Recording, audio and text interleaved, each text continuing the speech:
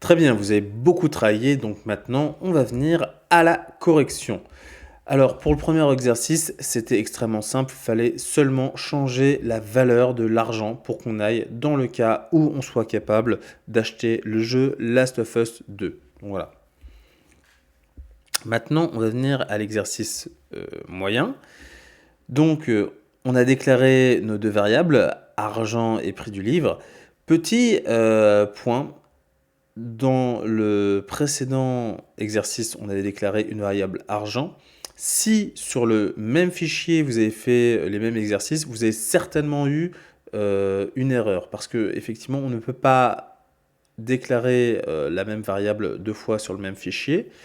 Donc, si vous voulez le faire sur le même fichier, je vous conseille de commenter votre code. Voilà, donc commenter son code, c'est ça. C'est utiliser des chevrons qui inactivent votre code. Donc votre code ne sera pas du tout interprété. Vous voyez quand même qu'il y a quelque chose d'écrit, mais le code est inactivé. Pour faire ça, il suffit de sélectionner le code. Alors on peut aussi aller dans les menus, dans édition. Alors c'est en anglais, hein, bien évidemment, VS Code. Si vous n'êtes pas à l'aise avec l'anglais, ce sera un peu embêtant. Il y a Toggle Comment.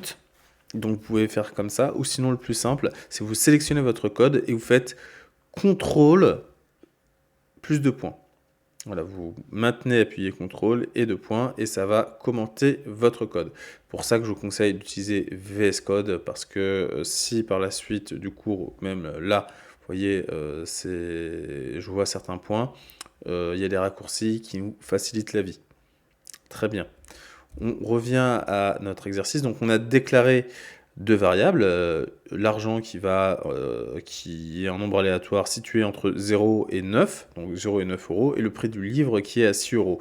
En fonction des cas, donc si on a suffisamment d'argent pour acheter le livre, alors on dit qu'avec l'argent qu'on a, on peut acheter le livre, hein. Donc si argent est supérieur ou égal à 6, sinon, c'est-à-dire si argent est strictement inférieur au prix du livre, donc si argent est strictement inférieur à 6, et ben on console log, je ne peux pas acheter le livre avec seulement X euros. Très bien. Voilà. Donc pour l'exercice compliqué, bon, il n'était pas si compliqué que ça, mais bon, il fallait revenir sur l'exercice qu'on avait fait pour les variables.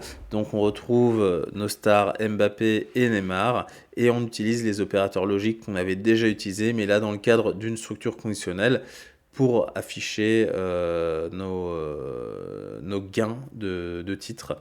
Donc si on a Mbappé et Neymar, on gagne la Ligue des Champions. Si on a Mbappé ou Neymar, on gagne le championnat de France. Si on n'a aucun des deux, on n'a aucun titre. Et on avait déclaré Mbappé à true et Neymar à false, donc on gagne le championnat de France. Très bien. N'hésitez pas à refaire les exercices si voilà, vous vous rendez compte qu'il y a des petits trucs que vous n'avez pas compris. Comme ça, vous allez renforcer votre compréhension des structures conditionnelles. Par la suite, on va voir les tableaux. Et donc voilà.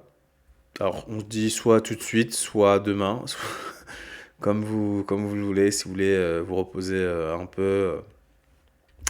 Voilà. Allez,